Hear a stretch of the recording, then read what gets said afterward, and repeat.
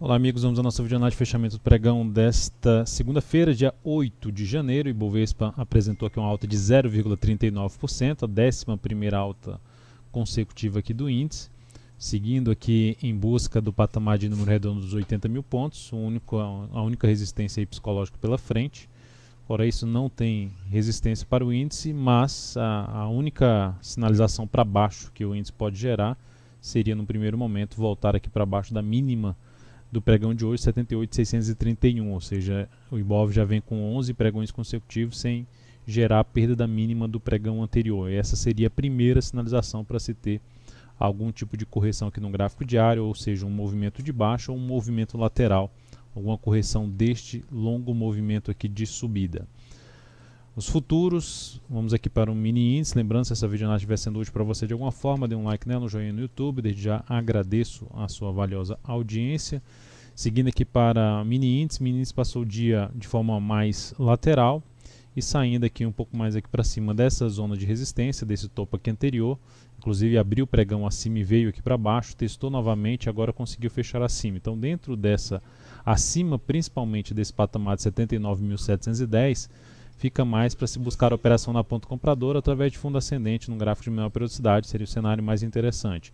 Se proporcionar alguma sinalização mais relevante para baixo aqui no gráfico de 60 minutos, seja algum topo voltando para baixo desse patamar de 79.710, ficaria um pouco mais para se trabalhar na ponta vendedora a favor de um movimento de baixa no gráfico de 60 minutos. No dólar, no pregão de hoje cheguei a gerar aí uma recomendação na ponta aqui compradora no dólar.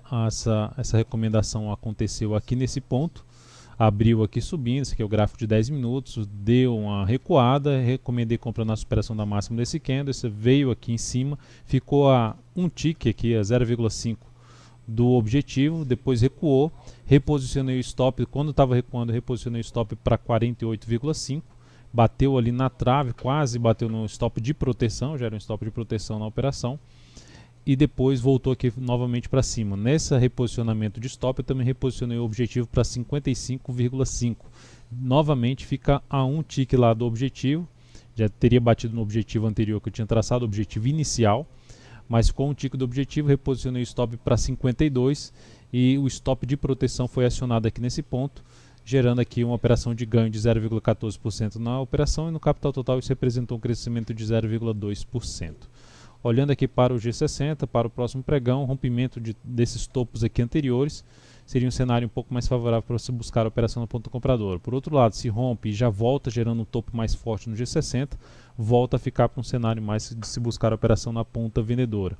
Então o interessante seria justamente para a ponta compradora proporcionar fundos ascendentes, um gráfico de 10 ou 15 minutos, até mesmo um gráfico de 5 minutos, acima da região de 3.255 e 3.253, ou seja, usar essa faixa de pontos como suporte, ou seja, não voltar mais para baixo desse patamar. Voltou para baixo de forma um pouco mais forte, fica mais para se buscar a operação na ponta vendedora através de topo descendente num gráfico de menor periodicidade.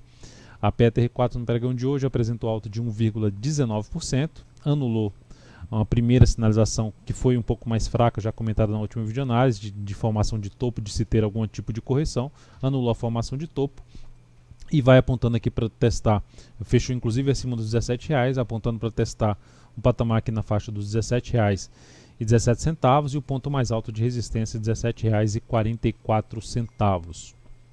Não vejo nesse momento entrada aqui nesse ponto devido a um movimento muito mais longo para cima. Como a correção foi muito curta, a relação risco-ganho para mim não fica satisfatória, isto é, dentro da forma que eu costumo trabalhar. Vale 3 também anulou a formação de topo, veio aqui forte para cima, abriu com gap de alta e fechou com alta de 2,22%. Então o ativo tem alguns gaps aqui relevantes no gráfico diário, esse gap aqui, mais esse gap aqui, ou seja, esse aqui abre-se a possibilidade de ser um gap de exaustão, mas para ser esse gap de exaustão, isso teria que confirmar nos próximos 2 pregões, ou seja, fechar esse gap, já voltar aqui a testar essa região de 42,29 nos próximos 2 pregões, é uma sinalização de isso aqui ser um gap de exaustão e de se ter uma correção de toda essa movimentação para cima no gráfico diário da Vale 3. ELET3, ativo que gerou uma movimentação para cima, basicamente dando uma anulada na sua tendência de baixa, mas ainda não engatou uma tendência de alta. Então é um papel que gerando aqui a formação de um fundo ascendente, seria uma das alternativas se buscar uma compra na expectativa de retomada da tendência de alta de curto prazo e manutenção do movimento de subida no gráfico semanal depois dessa pequena recuperação que ela gerou aqui no gráfico semanal. Então seria uma das alternativas se avaliar a entrada a partir do próximo pregão. É um dos ativos que vai ficar aí no meu radar para possível compra de swing trade. HGTX3 também seria algo parecido com a ELET3, um ativo que colocando aqui a linha de tendência de baixa, já rompeu aqui para cima, mas se a gente olhar, não rompeu o último topo descendente do gráfico diário, ela não conseguiu romper ainda. Ficaria dentro de um formato agora de uma possível tendência indefinida, ou seja, uma sinalização de fundo e precisando romper essa região. Uma das alternativas de entrada seria o rompimento da máxima pregão de hoje, mas a outra seria um pouco mais cautelosa, seria buscar a entrada somente na confirmação de um pivô de alta no gráfico diário, que ocorreria aqui na superação dos R$ 26,30. Multi3, ativo que está dentro de uma tendência de alta, gerou uma movimentação mais forte aqui para cima e agora vem lateralizando, fazendo uma correção um pouco mais no tempo, movimento lateral, em cima desse patamar aqui de resistência, desse topo aqui anterior. Então essa região vem funcionando como resistência, a máxima aqui desse topo 72,98. Uma das alternativas de entrada seria através de fundo ascendente, melhor ainda se essa correção durasse um pouco mais no tempo para se buscar essa entrada na ponta compradora. A outra forma seria simplesmente rompendo aqui tudo novamente, buscar essa entrada aqui dependendo da forma como ocorrer esse rompimento. A STC3, ativo também que segue no meu modo de ver dentro de uma tendência de alta. Tudo isso aqui seria uma correção, dependendo do que ela fizer nos próximos pregões, seria das alternativas de se buscar compra aí de fundo acima de um patamar aqui que ela tem um topo anterior que não foi ainda testado. Então está dentro dessa região. Então, dependendo da forma como ela romper, por exemplo, a máxima de hoje, seria uma das alternativas de entrada também em termos de swing trade.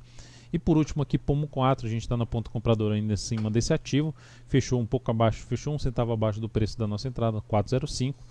Ativo que eu não fiz nenhuma alteração em termos de stop ainda, visto que a possibilidade de ela se sustentar acima da região dos R$4 e gerar nova movimentação para cima. Então por esse motivo ainda sigo na ponta compradora, mas avaliando o comportamento do preço desse papel, principalmente se testar a região dos R$4. O stop continua aqui na faixa dos R$3,93, podendo ser reposicionado até para R$3,94.